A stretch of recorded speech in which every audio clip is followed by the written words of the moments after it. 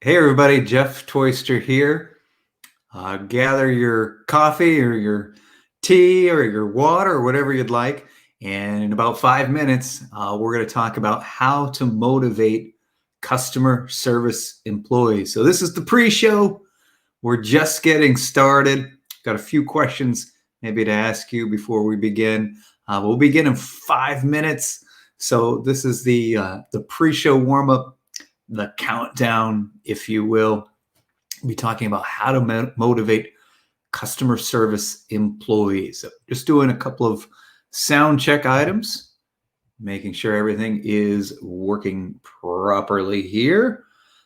Make sure I check the back end and verify we've got people tuning in. Fantastic. Welcome everybody. Good to see you. Oh, I can't see you. You can see me. I can see you that you're there, which is great, which is fantastic. We're streaming live to LinkedIn on LinkedIn Live, also on Facebook Live. And if you'd like to comment directly on that post, then I'll be able to see your comments. And I'll even respond to some of your questions during our broadcast today. So we've got about 4 minutes now before we officially begin. I have a chat question for you. Since we're talking about employee motivation, how to get our teams motivated. And it's just a little warm up if you'd like to participate. What have you tried? So you're probably tuning in today because you might have tried different things to try to motivate your team, your employees. What have you tried? What have you tried so far? All right, we got some people tuning in. Hi, Grace. Hi, Kristen. Oh, seeing you on LinkedIn. All right, my friend Kristen. Awesome. Ronya. All right. Good to see some people already tuning in. That's fantastic. So we'll get started officially in about 3 minutes as people are joining us and tuning in. You might be watching this as a recording sometime in the future. So, hey, future people, good to see you. Thanks for checking this out. So my question for you, if you're just tuning in, when it comes to motivating your employees, what have you tried already? What I'll share with you today is, I think, a secret. I don't know why it's a secret. It's based upon a lot of well-documented research and data that's been around for a long, long time. But when I talk to managers, particularly customer service managers, on a regular basis, it's something that customer service leaders and even executives don't seem to be aware of. So let's see. So Leticia saying small things matter. They definitely do. Interesting to see what really stands out for people, what matters and what might not matter. So we'll talk about that today. We'll tackle that. I will be answering your questions. So if you do have specific questions for me, you can leave your questions as a comment. And I'm able, I think, now to see just about every comment real time, or maybe a slight delay of a few seconds. So as I see questions, I might be able to stop and answer some of them. So I encourage you to submit your questions that way. Hey, more people joining us. All right. Hey, everybody. All right, Partha, Asif, great to see you. Thanks for being here. We've got about 1 more minute before we begin. So let me know again, if you've tried something specific, even if it didn't work. I tried a lot of things that didn't work. Then leave that as a comment. We'll take this off in just a moment here before we begin. All right, so last call on that. What have you tried so far? It's a shy group. I know people are just coming in too, right? It's a shy audience today. Okay, let me put this back up here. About ready for us to get started as we talk about motivation. And think about what motivated you to tune in. Maybe you planned this because you saw me mention it on LinkedIn or my customer service tip of the week. Or maybe you just saw that I was live and said, hey, I'll check this out. So it's time for us to start, and let's get going. I'd like to welcome everybody to our LinkedIn Live and Facebook Live conversation today. We'll be talking about how to motivate customer service employees. And I'd like to make this interactive. So there's a few times I'm going to ask for your opinion, your perspective. And if you have questions about motivation and how to motivate your team, share those as a comment. I will attempt to answer as many questions as I can real time. And if I don't get to your question, that's okay. I will try to get to it after we end the broadcast in about 30 minutes. So lots to cover today. I have a question for you before we get started. I want to share a brief example. This happened, I think, 2 days ago. So this is really, really current, really relevant. I want to know what your perspective is. I did curbside pickup. So I ordered something from a store online, went to the store. When you get there, you send like a little message, I'm here. And then someone comes out and puts your purchases in your car. And it was fine. It worked exactly the way it should have worked. The person was pleasant and friendly in our very brief interaction. And then at the very end, what the employee said to me, I think was very interesting. She said, hey, you're probably going to get a survey via email. And I'd really appreciate it if you could give all 10s right now. I want to ask you, here's my question for you. What do you think was motivating that employee? The employee who asked me, here's a survey you're going to get, please give me all 10s. What was motivating that employee? If you had to guess, maybe maybe you've had your own experience. Maybe your employees have done something similar where they've asked a customer specifically to give them a 10 or a top score on a survey. So what do you think was motivating this employee? I'm going to be quiet for just a moment. There's a little bit of a delay, give you a chance to type, and then I'll come back and we'll talk about this. We'll talk about, again, motivation.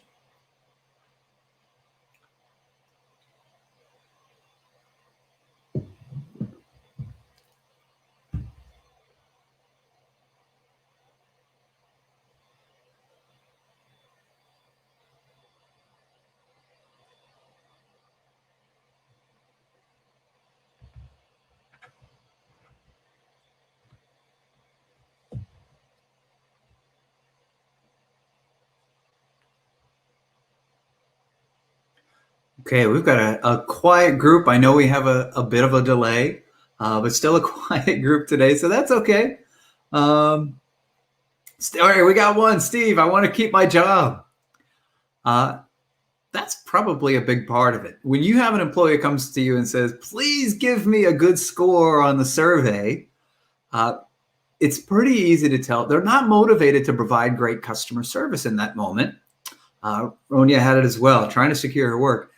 The employee either has an incentive that if you get so many good scores on a survey, you get a reward, a prize, cash, something, a bonus, or they have a disincentive. If you get too many scores less than a 10, you get in trouble, or possibly both. And I've had a lot of employees tell me confidentially that that's exactly what happens. They get more pay if they get great survey scores, and they get less pay, or they even lose their job if survey scores go down. So now what the employee is motivated really to do is to ask customers directly to give great survey scores rather than just give good service.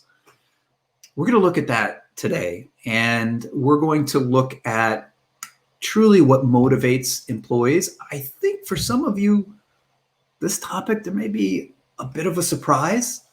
But we'll see. We'll take a look at this. So, and then I've got some extra resources that I'd like to share with you at the very end. Okay. So I want to talk about something a little different for just a moment. And that is something that I like to do for fun, which are these Sudoku. I would say Sudoku. It's Sudoku. Sudoku. I do these puzzles. They're little number puzzles. I enjoy them. They're a lot of fun. Maybe you do something similar. As an aside, one thing I like to do when I was traveling a lot, the magazines that they put in the airplanes, they would often have these puzzles in the back, and there'd always be a puzzle that was marked hard. And just for fun, I'd like to fill out the entire puzzle and save one box and leave that blank. And then I would cross out hard. I'd write easy, draw an arrow to the box, and put it back in the seat for the next passenger to find. It's dumb, I know, but it was a little delight for me to do that. But why do I tell you about this? It's something I like to do. I don't do it because I get paid to complete puzzles. I do it because I enjoy them. So why do I bring this up? Years ago, I think this was in the 70s, a psychologist named Edward Deci did a similar experiment around puzzles. And he had two groups. And one group was paid to complete puzzles, and another group was not paid to complete puzzles. And what he found was when groups were paid to complete puzzles, they lost interest in completing the puzzles, especially when they were not paid. On the other hand, the group that was not paid to complete puzzles, they were just asked to complete them, they steadily gained interest in completing the puzzles. And that work was really foundational in looking at what is it that really gets employees motivated. And I think we should be clear. When we say employee motivation, for the most part, we really mean, I want employees to do what I'm asking them to do. Now, how do I get them to do that? And we talk about motivation in terms of the employee just doing it and doing it correctly without us having to constantly kind of hover over them and say, do it, do it, do it. We want employees just to do it. So that's often what we mean by employee motivation. Maybe you mean something a little bit different, but for the most part, I think that's what we mean. So one of the things, and this is part of the surprise I want to share with you, one of the things that I've learned as someone who spent an entire career focusing on what motivates customer service employees is that this concept of rewards doesn't work. Rewards don't work. And what are rewards? Let's be real clear about what this. Rewards are if-then propositions. If you do this, if you get all 10s on your survey, then you get a prize. It could be cash. It could be a gift card. It could be a day off. Or if you don't do X, get great scores on your survey or send 100 emails to customers per hour, whatever it is you're expected to do, then this bad thing will happen to you. You'll lose your job. You'll be docked pay. Something else will, you won't get the promotion. Something else will happen. So rewards or punishments don't really work when it comes to motivating employees. And there's tons and tons of data that supports this. So I won't dump the data on you today other than to give you a couple of examples. I will share with you a link a little bit later where you can dive a little bit deeper if you'd like and really explore the data. But look carefully at your employees. And what you'll often find is when we give them external rewards, we get unwanted behaviors. And what the employee's actually trying to do is not do the thing we want them to do. They're trying to earn the reward, which is a little bit different. So rewards don't work. And it's very interesting. I've written a couple of books, and when I've done some research into this specifically, so I'll give you two examples. It's a book I wrote called Getting Service Right. And it looked at why employees do strange things, why employees don't do what they want them to do. And a big part of the book focused on how rewards and how incentives often backfire. And there's other things that are motivating employees besides trying to get cash or win a prize or be on the top of the leaderboard, so to speak. And then I wrote, a couple years later, I wrote another book called The Service Culture Handbook. And the goal was to research companies that are absolutely customer focused, where employees are obsessed with service. And when I was doing that, I did not find that companies used rewards, incentives, prizes, games, internal competition. None of those came out as something that customer-focused companies regularly used. So not only do rewards not work, but the companies that are doing the best tend not to use them. And so what does work? I think that's what we have to kind of ask ourselves for a moment. I want to ask you a different question, and this will help us get at the answer, I think. I want you to think about your job. If you're working right now, then think about the job when you were working right now. And the question is, and please share if you'd like, how did you feel when you were first hired? Now, if you're not working right now, I want you to think about your last job and when you were first hired for that job. Not how you felt maybe at the end. So maybe sometimes jobs turn out poor and they're terrible. But when you first got hired, how did you feel? And if you want to share, I would really appreciate an example or an experience or a comment when you first got hired. So let me be quiet for just a moment, give you a chance to type, and then I'll come back to why I think this is important to understanding employee motivation.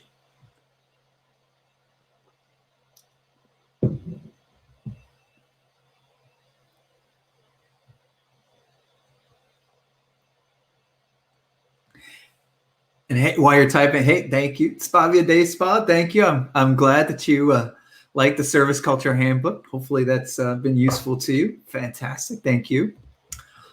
All right. As you're thinking about that, and some of you might be willing to share, then here's why this is important.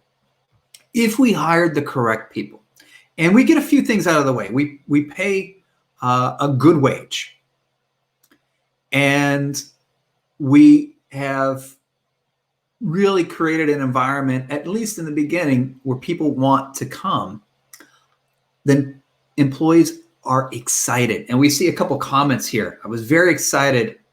Here, I'm just going to put one of these up here. Tawanga, I felt very excited when I first got hired. I couldn't wait to get started. And a lot of you had similar comments. I felt excited, maybe a little worried, maybe a little nervous. But when we were walking in the door for that first day, we felt excited. We were ready to do a good job. And I think this comment really captures, I think, what a lot of us feel if we hire correctly. Now, if you were hired into the wrong job, maybe you're like, I have to take the job. I mean, I've been hired to take jobs I didn't want to take, but I took them. So how did you feel when you first hired? Employees, this is really important. Employees are naturally motivated if we hire correctly. When they walk in the door, they're ready to go. They're excited. In fact, I'll show you something. And this is, I think, really telling here. There was some research done by a company called Benchmark Portal, and they focus on contact centers. So this is not from all industries, but I think you'll find something similar in all industries. If you look at this little chart, on the chart, is based upon how satisfied contact center agents were with their job by their tenure. In other words, how long they had been with the organization. And you notice when agents had been there for their first 3 months, they were generally pretty motivated. But then something happened. I'm pasting the link to the article right here into the comments so you can check out more on this later. But something happened after 3 months. Now, as someone who's a former contact center training supervisor, let me tell you what happens after 3 months in a contact center. 3 months is the average amount of time it takes to fully train a contact center agent when you account for new hire orientation, formal new hire training, and something that's called nesting, which is kind of a transition between formal training and you're fully on your own, independently working on your team. That's on average about 3 months in contact centers, maybe a little more, maybe a little less, depending on the individual organization. But notice how it takes a dive. In other words, employees showed up motivated and got demotivated once they started doing the real job. So what does this tell us?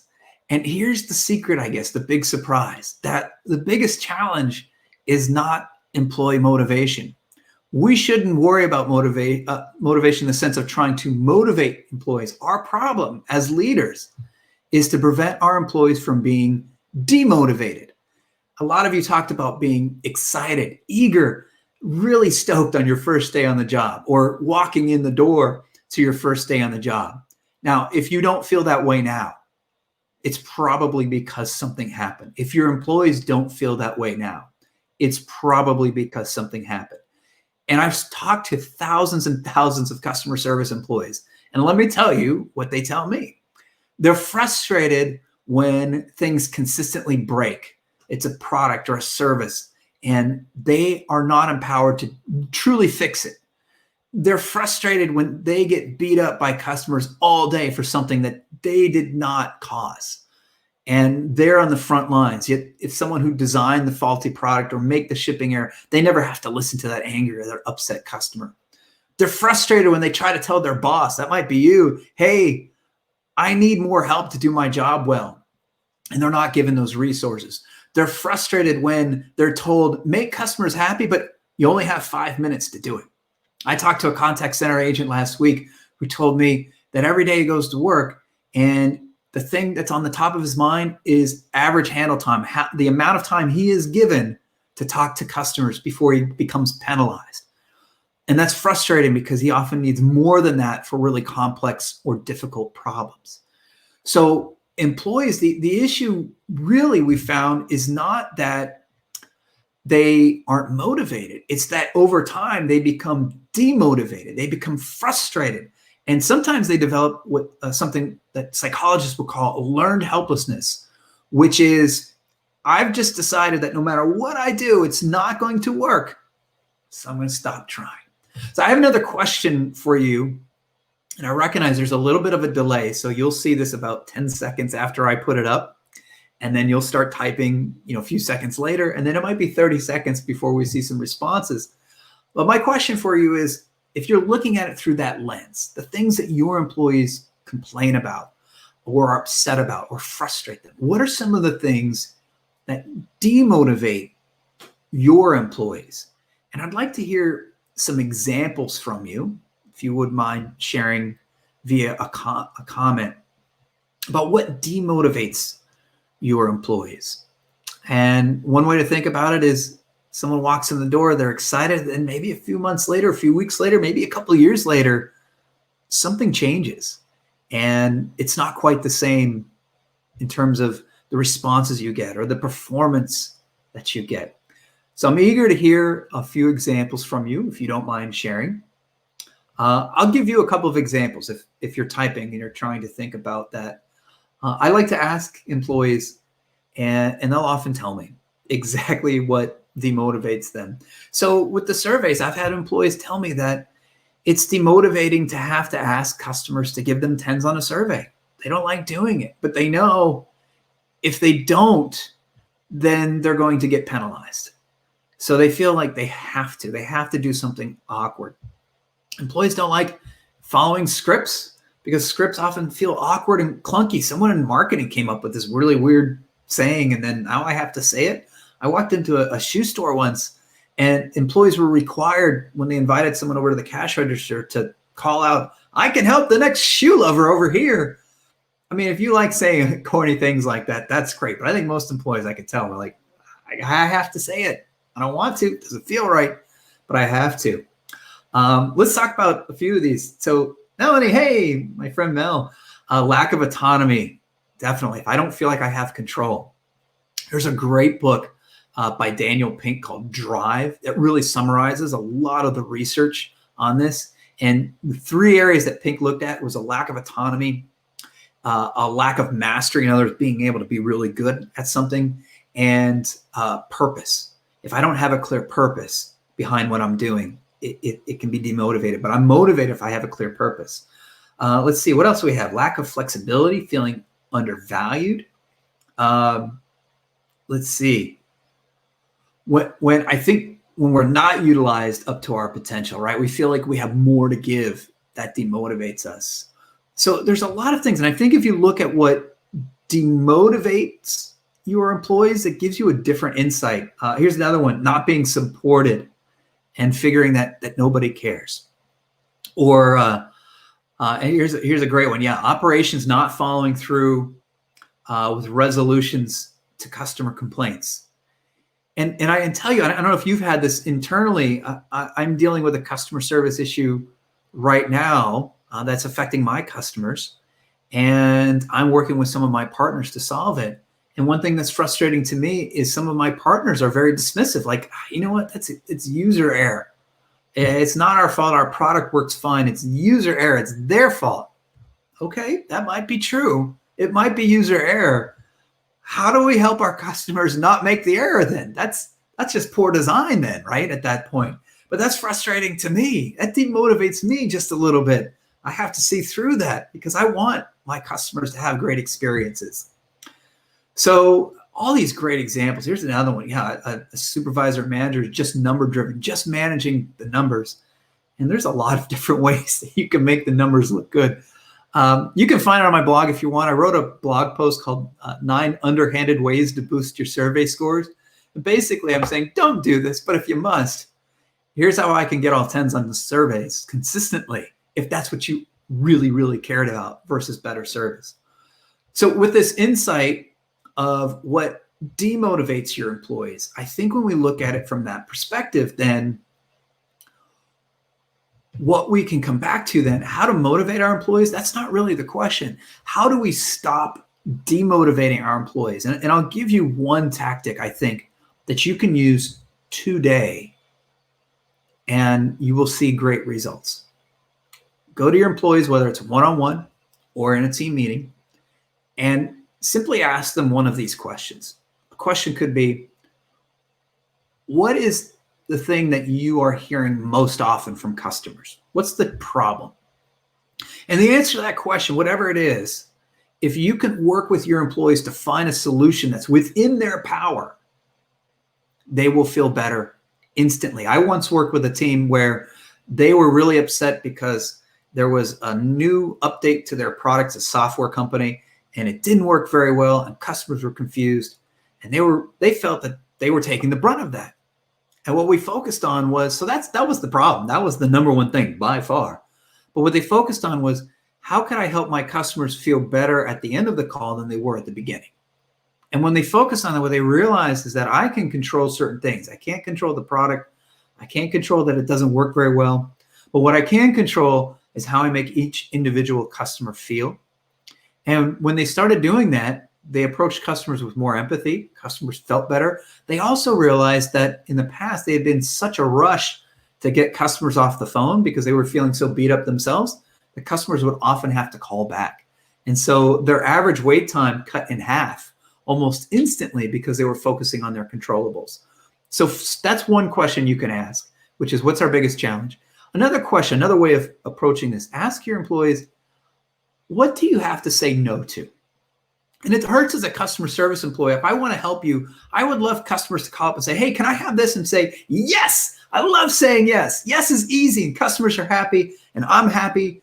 When I have to say no, then customers are angry and they blame me. What do you mean no? And then they think it's my fault, and it's not my fault. My boss told me I have to say no. So if you ask your employees, what do you have to say no to?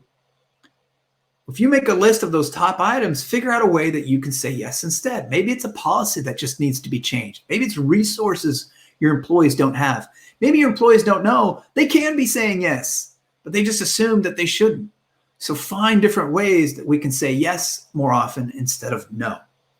I think the third thing is, before you make judgments about why your employees are behaving the way they are, ask them, talk to them. I was asked once to provide customer service training for a small company because the CEO felt that his customer service employees were rude. And when I talked to them and asked them about the challenges they were facing, the biggest challenge they faced was at certain times of the day, they didn't have enough staff to handle all of the customers. And when you have a line and people are waiting, it makes us anxious. It makes us speed things up, and we come across as a bit abrupt. So that's really what was causing the problem. And simply by reconfiguring the staffing levels so that we had the right number of people in the right place at the right time, that lessened the pressure on employees. And suddenly they were amazing. They were all kinds of friendly. But it was just about, that solution came from talking to employees and thinking through from their perspective the challenges that they face, the things that demotivated them. And so it's very easy. You can do that today. Have a chat with your employees, have a conversation with them, ask them one of those questions. You'll find out what's demotivating them, and you'll be able to help them solve that. Now, I want to make sure we have some time. If you have questions for me about employee motivation, I'd love to field them. I want to give you a couple of resources. So while you're thinking about a question for me, here are a couple of resources for you. Bear with me. I have to do a couple of things here. So I'm pasting a link in the comments to my books if you're interested in. There's a lot about employee motivation in both of these. The Service Culture Handbook is how do you get your employees absolutely obsessed with service You won't find a lot about rewards or prizes or contests. What you will find is a framework to really have a purpose-driven organization, and it's based upon proven methodology that customer-focused companies are using. And then getting service right, this really looks at the science behind why employees do things that are really unexpected and not what we want them to do, and how do we help them do the right thing. Now, if you go to that website, if you get one of my books, I have something for you that I want to share with you. If you email me your mailing address, and I will tell you the secret is in all of my books, I have my personal phone number, I have my personal email. So it's really easy to find out how to contact me directly. If you email me your mailing address and tell me which book you bought, I will send you a personalized, put this up, a personalized book plate. So I'll put your name on it, personalize it to you. And what you do is you stick the book plate inside the book. Voila, it's an autographed edition now. So if you buy a book, email me your mailing address and I'll send that to you. No extra charge. I'm just happy to do that. Okay. The last thing is, if you want to share comments or questions, please do. We'll be online for just a moment more. I have something else I want to share with you. Another resource that can help you really identify how to get the most out of your employees. I have a course on LinkedIn Learning called Innovative Customer Service Techniques. And I have a video in that course on identifying the secrets of employee motivation. So the whole course looks at different ways to serve our customers, maybe from a counterintuitive or unexpected angle. And the specific video really covers what we just talked about today. Now, I have just unlocked that course for you. And what that means is if you have a LinkedIn Learning subscription, you can access this course already. But if you do not have a LinkedIn Learning subscription, all you need to do is follow me on LinkedIn. And if you're on LinkedIn right now, you're probably following me, or if you're not, just click on my face. And I have posted a link to that course, and you can get it free for 24 hours once you click on that link. So not only that little video, but you'll get the entire course for free. So I want to give you more resources that you can use to figure out how to get the most out of your employees. Okay, if there are any questions for me about what we covered today, please let me know. I also would love to know if this was useful to you, if this was helpful to you. So that's helpful to me as well. And awesome. Hey, you did the course and you recommend it. Sula, thank you for saying that. I appreciate that. All right. So your feedback is what motivates me. And I think that's important to share it with you. One of the things that I like to do is to be helpful. And that's why I'm in the customer service and the training business. So if you let me know how I can help you, then I'm happy to do that. So I've got just another minute left. Let's see. All right. So Steve's got a question here. Trying to engage staff with reviewing. So I have something called the customer service tip of the week. It's a weekly email. Let me put this up here so you can see that. And so employees are slow to really engage. So I think the key with engaging employees around these tips is it has to be relevant. If it's just an exercise we're doing to do the exercise, then you're probably going to be getting a less than enthusiastic reaction. What customer service leaders tell me that they do with these tips is they focus on applying the tips to something real that they're working on. So one of the more, I think this week's tips was to use your personality, like be yourself, right? So the conversation could be, here's the tip of the week. Let's have a discussion as a team. How does using our personality allow us to provide better service? Are there limits to that? I mean, there's probably sides of my personality. I'm not going to share with a customer my favorite dirty jokes, right? I know that's not a good idea. So there's probably limits we can discuss. So Steve, the idea is we make it practical. And then the next week we come back and we ask employees to share, what did you use? What worked? What did not work? What did you learn? And that adds to, hey, I'm finding ways consistently to provide better service. And that iterative conversation then makes it more engaging. I think if you just put it out there and like, read the tip, you might not get the same level of enthusiasm. But if you make it engaging and it helps employees do their jobs better, I think you'll find that you get people to embrace it a bit more. All right. Well, I don't want to use up too much time. So thank you so much for being part of the live broadcast today. If you're watching this as a recording, thanks for checking it out. And please leave any comments and questions you have. I still check them even after the broadcast has ended. So thank you so much for being motivated enough to attend today. And hopefully I will see you again very soon. Thanks.